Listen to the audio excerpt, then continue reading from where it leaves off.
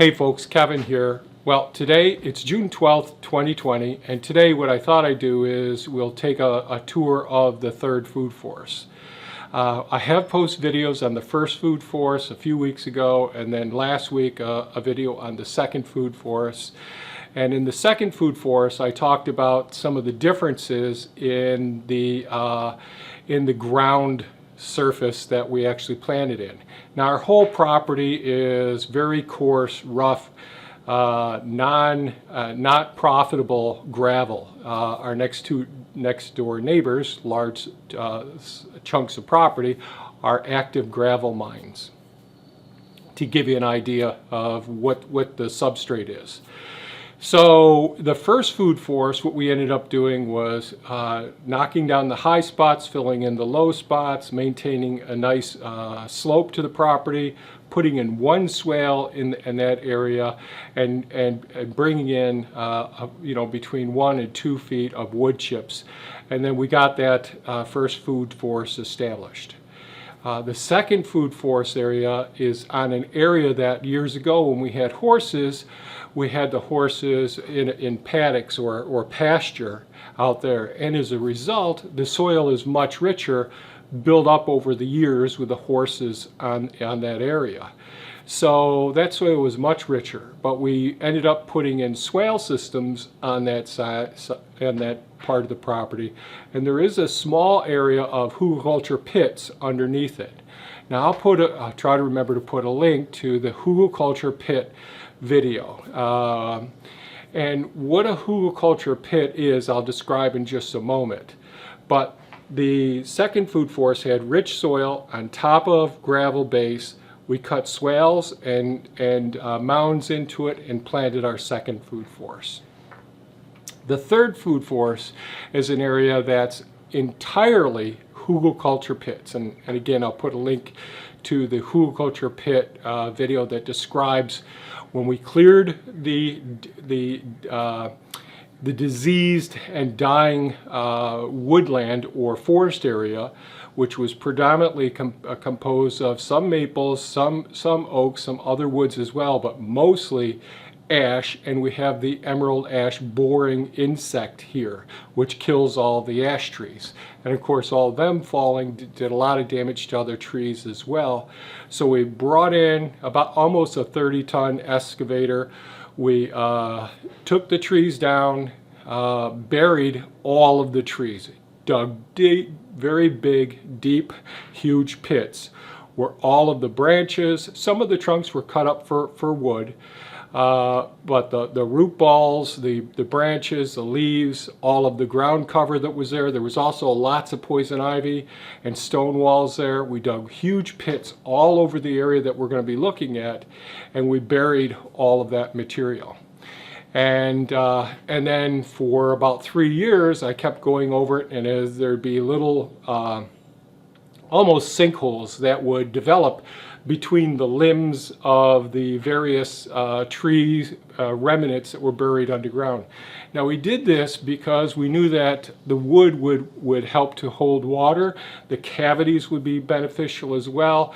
We knew that we'd be sequestering all of that carbon. We didn't want to put it in burn piles like most people do when they clear the land. And we took it, we were able to harvest some soil as a result of taking all that biomass and putting it underneath the ground. And we're able to use that soil in other parts of the property for roadway access, those sorts of things. So it was one of our ways of sequestering carbon, putting nutrients and water absorbing materials below the surface. And then what we did do after about 3 years is cut in some swales, build some mounds, and started building the third food forest area. That's the most neglected area of the food forest, although I have been growing garlic and other plants up in that area as well. But since I don't get to that area as often, it gets neglected. And so one of the things we'll do today is we'll take a look up there. We'll look in one of the bottoms of the swales. So the swales are cut in deep enough that they actually go down to the surface of where the hugelkultur pits are. So there's a continuity between the swale areas that capture the water and the underlaying carbon mass that's underneath the area as well. So that helps to retain a great deal of water on our property and helps with irrigating all of the parts of our property as well as other parts. It actually helps to capture water subterranean and feed the aquifer as well. So without any further ado, one other thing we will do on the way up to see the third food forest. In the second food forest video, I had the hazelnut bushes or small shrubs, whatever you want to call it, large shrubs, in tree tubes. And I use the tree tubes, which are those white tubular structures that are anchored with 1/2-inch rebar. I use those in order to keep the deer from knocking all of those edibles down to ground level, so that I can get them at least coming above the top of the tree tubes. Then they've got enough woody structure that the deer don't gobble them up so much. Yes, they will eat off the green parts as well, but during the summertime there's so much more food. And I'll go over some of the other things that we planted just for the deer in one of the next videos as well. So for right now, I'm going to throw on the helmet cam. We'll go up to the area. Hopefully the wind isn't too bad, so you'll be able to hear me speak as we walk through the areas. Here we go.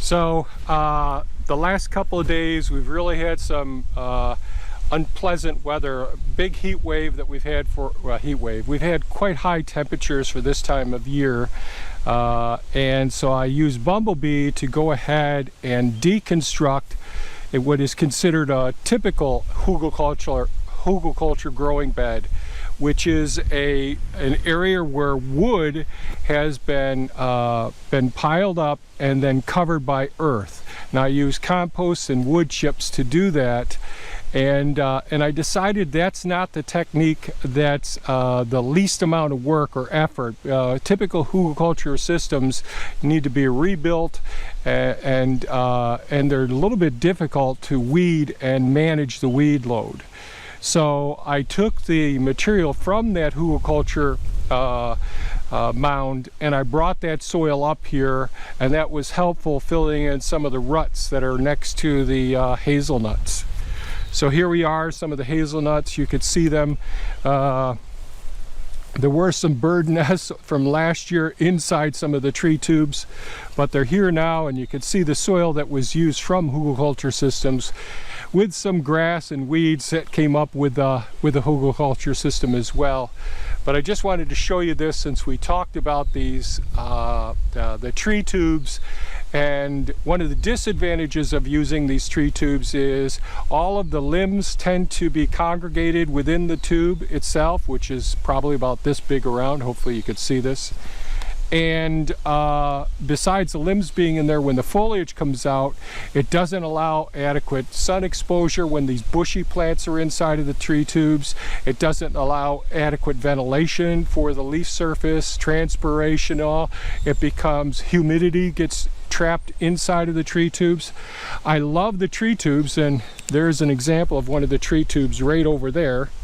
So, you know, they are an important tool that I use here on the site, but there are disadvantages as well. On the trees, as I talked about in the past, when we have fruit trees and nut trees inside of it, even though the limb may be coming off at the right angle, it's forced to go parallel with the tree towards the sky, going straight up, because it's confined by the plastic housing of the tree tube.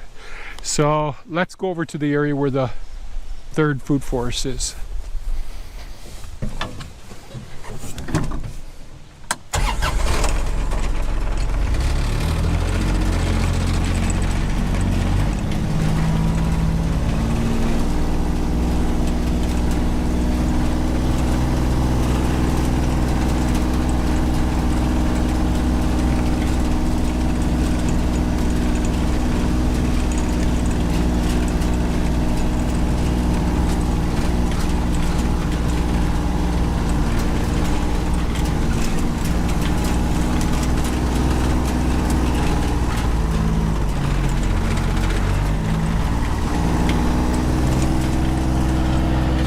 driving on the area that is a large compost pile system here.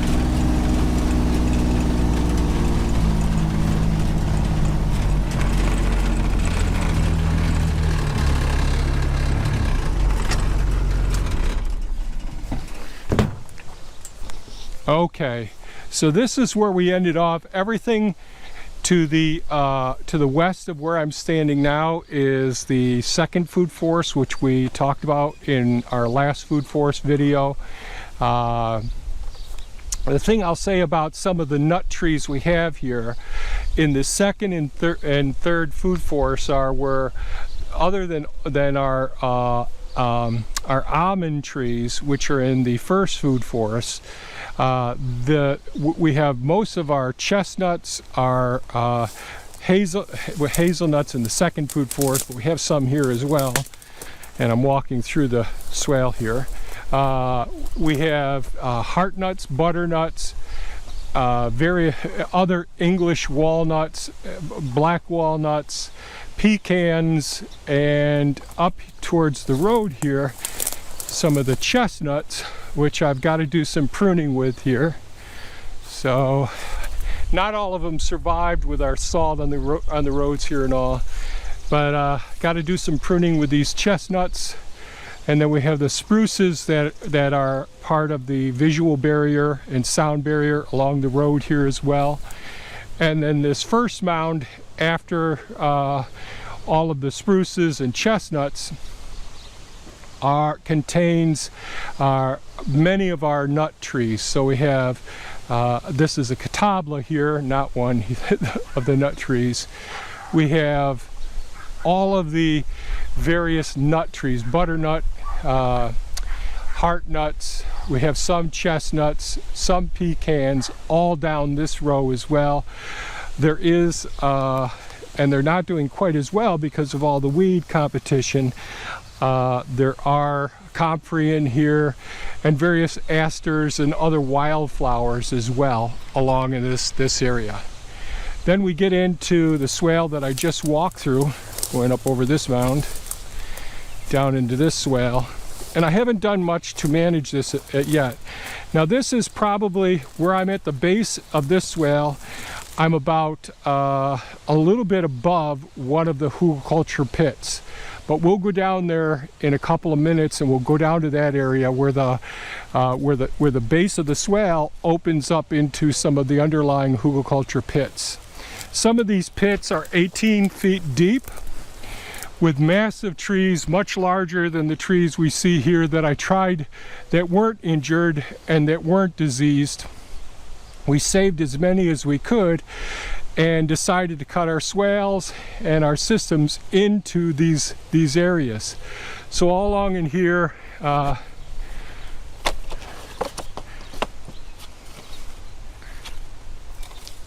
so this is a hazelnut right here. And I can take that out of the tree tube. I have to come back and do that today. Honey locusts, flowering crab apples. Now we have all different flowering crab apples and flowering pear trees along in here, besides our nut trees and some of our support trees.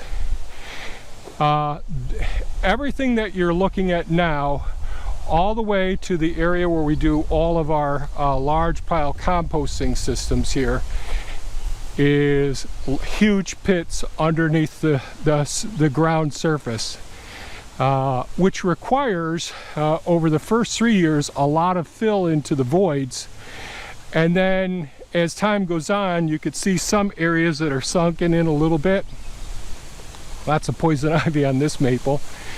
And this is an area where there was a large swale cut in.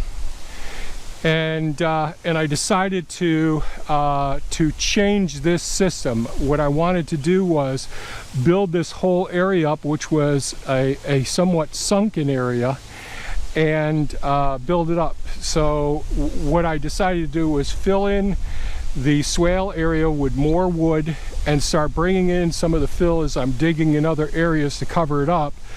And then ultimately, from this tree line right here, where we have, here is a red bud right here. Sorry, red bud right here. This is one of our plum trees. This one needs to be pruned pretty heavily.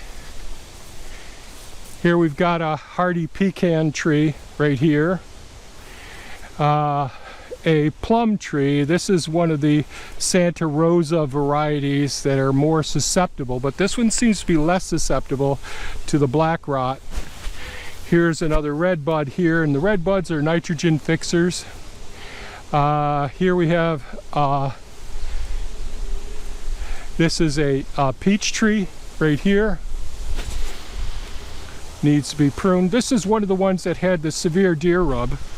So all of these trees here were part of the first food forest, and hopefully you could see had severe deer rub, ripped in different areas, and so I pruned it off heavily and it's come back. Now I've got to do more pruning with it. Each one of these trees this had happened to. This is another plum tree. I'm hoping you can hear me okay. Lisa had recently asked, and I probably should go into more detail about this, but I'm worried about the winds.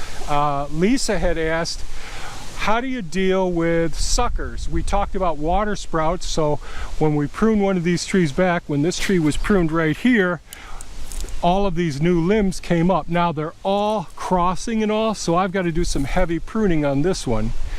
But another thing that happened was we got suckers coming up.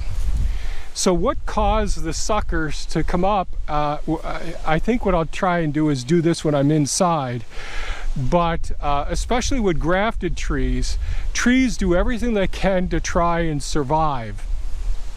And when there's significant damage, especially when roots are exposed and they get nicked, one of their salvaging techniques is to go ahead and send up a sucker at the base of the tree.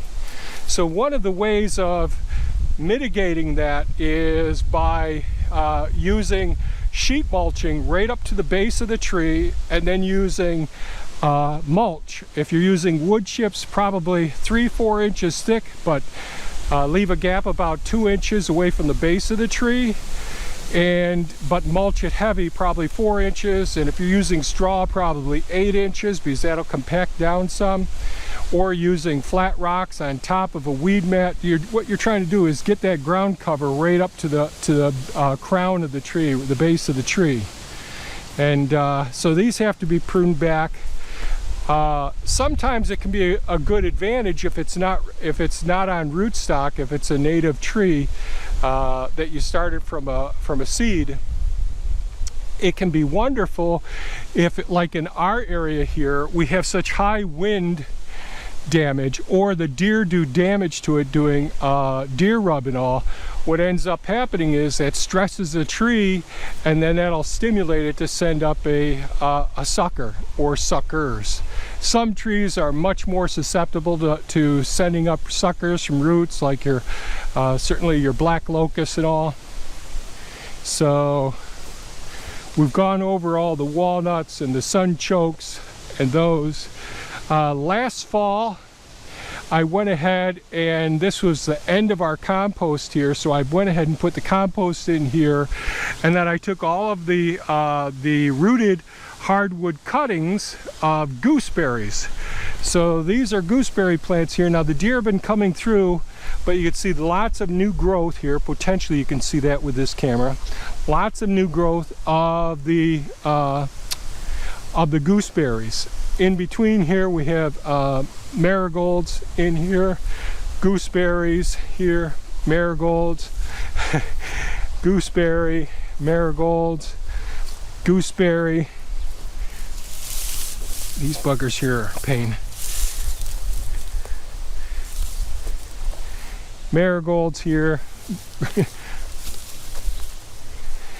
gooseberry, marigolds, gooseberry. So that goes right in the nettles, of course, all throughout here.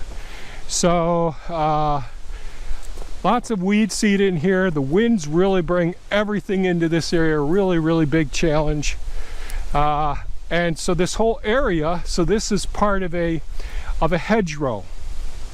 So we're using various ground covers and bushes in this area, and this will be one large hedgerow going right across here, part of a of a food forest system where we'll have some canopy trees, sub-canopy trees, and it'll be one of my thickest, oh boy, I'm sorry about these winds here, one of the thickest living edge areas that we'll put in, and we'll just see how well they all work. Last fall, I took our compost from our large composting video, our biggest one that we did last year, which took up this whole area. This whole area here. This is our horseradish bed right here that's being, and I'm going to end up moving this out. But this is all horseradish all along in here. But lots of, what do you call them, weeds have gotten into this horseradish system, and that gives me more room to do, by taking this out, give me more room to do our large pile composting systems. So last fall, another thing that I did do was over this large hugelkultur area that was becoming sunken. Now I used to raise garlic. There was a large garlic bed here, a large garlic bed underneath that large tarped area right over there, and right where this wood chipped area here was another large garlic bed. If you go back in the videos, there'll be one with the bald-faced hornet's nest that was there, and I planted potatoes here, sweet potatoes here rather, and corn over there. But this was always a garlic raising area. And I decided to move it a little bit further away from where the roots of the tree were, because the roots of the trees were working their way up into the garlic beds. So I took that huge compost pile and built up these large beds for garlic, and shallots. So I'm pretty happy with how well they've turned out. They've had no management. Lots of clover in here, some stinging nettles. We can look down in here and see the shallots have multiplied. Now we just got to get them time to get large. No irrigation up here. It's been pretty dry. Probably within the next 2 weeks we'll start seeing some of the garlic scapes coming up, so I'll be harvesting those. And there are videos on me having built these beds. But because this area kept sinking some, and this was all compost and wood chips, so this whole area down at this level here, I probably had, at least 30 loads of wood chips in this area right in here, which turned into beautiful soil. That, along with the composting system, made it really awesome in this area. But as a result of the hugelkultur system starting to sink some, that got to be a problem. So there is a small persimmons here that I've got to put a tree tube around. It's still alive, so hopefully that one will be okay. Another plum tree, and this again was another one of those deer rub damaged ones. A small apple here, another plum, and you may notice the winds come out of the west. Now this one's pulled back some, but one of the problems I have is that these trees, they all tend to lean to the east because the wind's out of the west. So you see I've got a prune right here as well. But what I end up doing is trying to lean them towards the west somewhat as I replant these. So those ones don't have to be replanted again. Honey locust, flowering crabapple, crabapple, heart nut, butternut, honey locust, sumac. Here we're going to get down to an area where you may be able to appreciate. This is some of the trees that were buried down in here, and you can see there's the water level of the top of the hugelkultur systems down in here. So as these end up taking some additional soil as the soil works its way down through the system, but you can actually see where the water table is right now in this gravel bed area. This is all thick gravel, and it turns into such beautiful soil, and it gets filtered through the systems as we get to our soil collecting canal systems. But a lot of this goes down and ultimately hits the water table and gets into the aquifer. And as I get time, this area here, this swale, I'll be filling a lot of this one in and creating another larger living edge hedgerow system that'll have more productive trees and all in this area. So again, that's a catabla tree here. You can see some sumac, some butternut right up in here. Bit of a jungle here. All wood chips underneath these tarps here. Apple tree.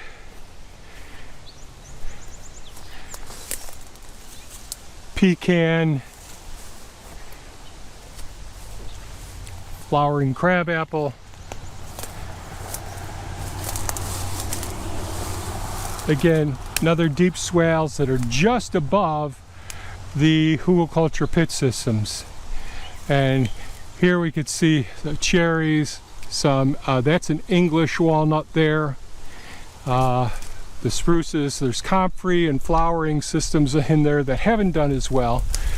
Let's go over here. So you'd see this apple tree is leaning, this would be straight up. Each one of these, here's a small native plum here, but each one of these apple trees here are all leaning that way. And so I'll be redoing this area as I work on some of these swale systems and modify them and bring the soil level up here. I'll be digging them up since they've been like this and actually turning them around facing towards the west. And that'll tend to straighten them out some. Here's an elderberry right here, the base of this tree. Another native plum. And you can see, here's some of our spruces that the wind damage actually makes everything get leaned over. Here we lost one of our apples here. And one of our flowering crab apples didn't make it. Flowering pear, crab apple, honey locust, another honey locust, a pecan, a flowering pear, honey locust, pond one, we'll take a look at that in a second. Another swale system. Now this, as the runoff comes from the road and works its way through each one of these mound systems, besides going into this long swale system here, so this is the swale system, I still have some stuff to clear out, that goes all the way up to the driveway. So it has a chance, as it collects all of the runoff from the road and hitting the swale system, to refill the aquifer first, or the hugelkultur pit systems, and then when the pit systems are all full, it works its way around and feeds into pond one. We'll go over here, honey locust, a maple covered with poison ivy, hardy pecan here, honey locust, another chestnut along the road, the spruces here, catabla tree, another pecan. Wait a minute. Yes, pecan, heartnut, catabla, flowering crabapple, This is another roadway that I have coming through, and we can get out to another roadway at the property edge here. Large gravel mine just over our little roadway here. And here we are to pond 1.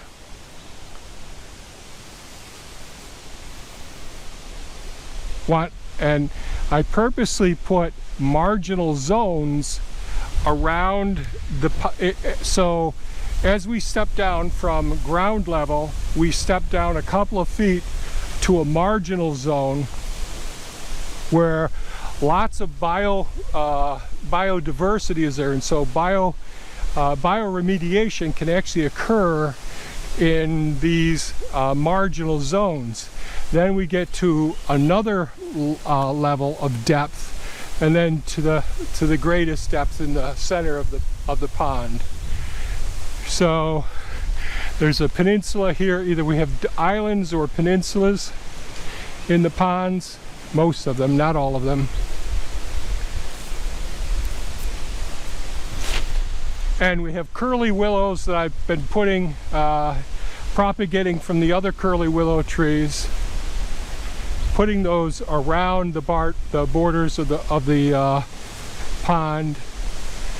One of the sycamore trees here, various evergreens.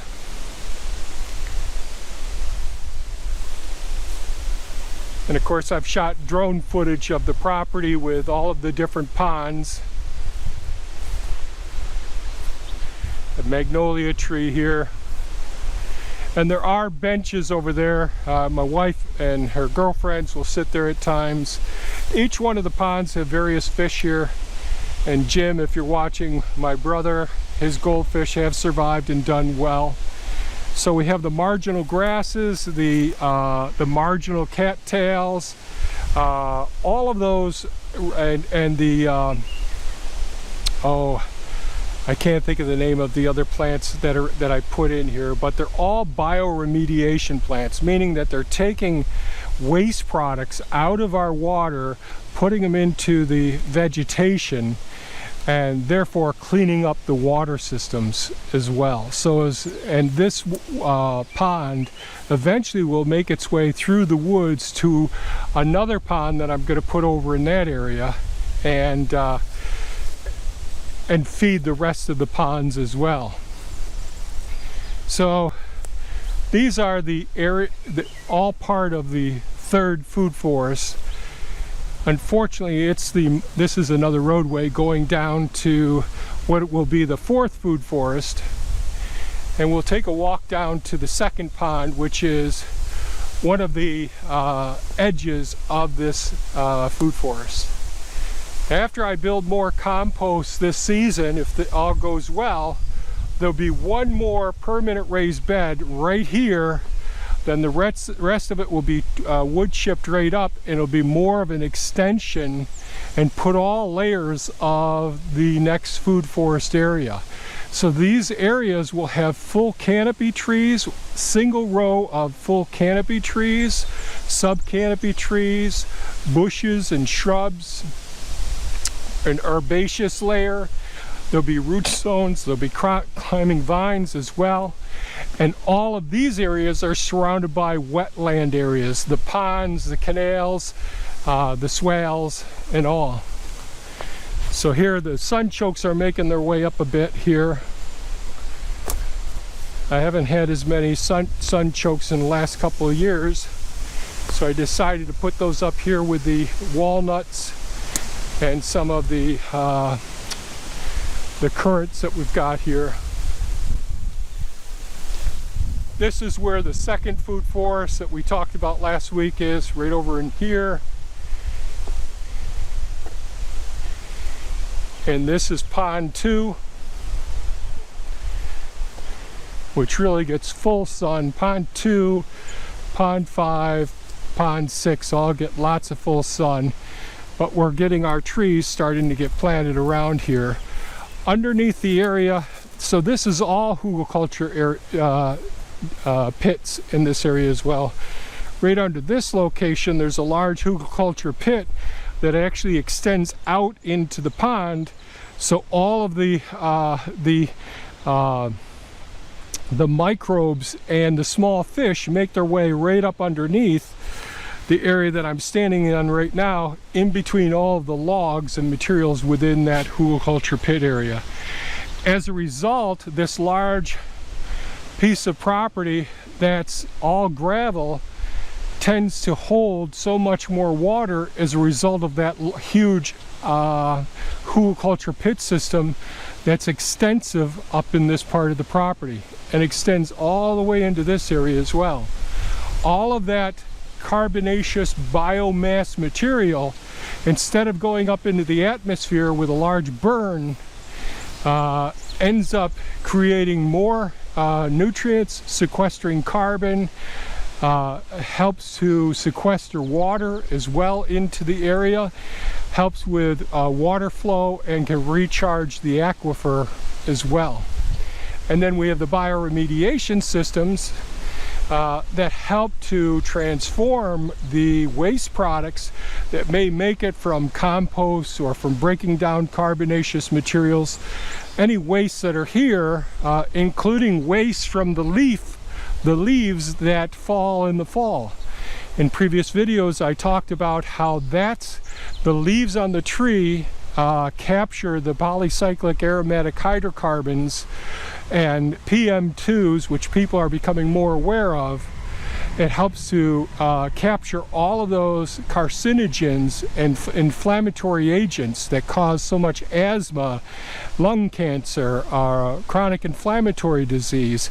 They adhere to all the foliage of the leaves, the deciduous leaves. They fall to the ground and they're broken down by the fungi, and that's how we get rid of all of those carcinogens and inflammatory agents as well.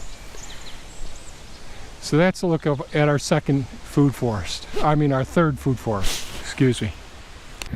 So that was a look at our third food forest. Hopefully the audio wasn't too bad with the winds that we've got out there today, but that's about the calmest that the winds have been, except for in the early morning when it's too dark to shoot out there. The third food forest is, like all different areas here, is just a system that's in progress. We have lots of things to do. We're learning as a result of working with these large hugelkultur pit systems. As far as hugelkultur goes, I've done all of the different videos in the past on the traditional hugelkultur systems that we've done.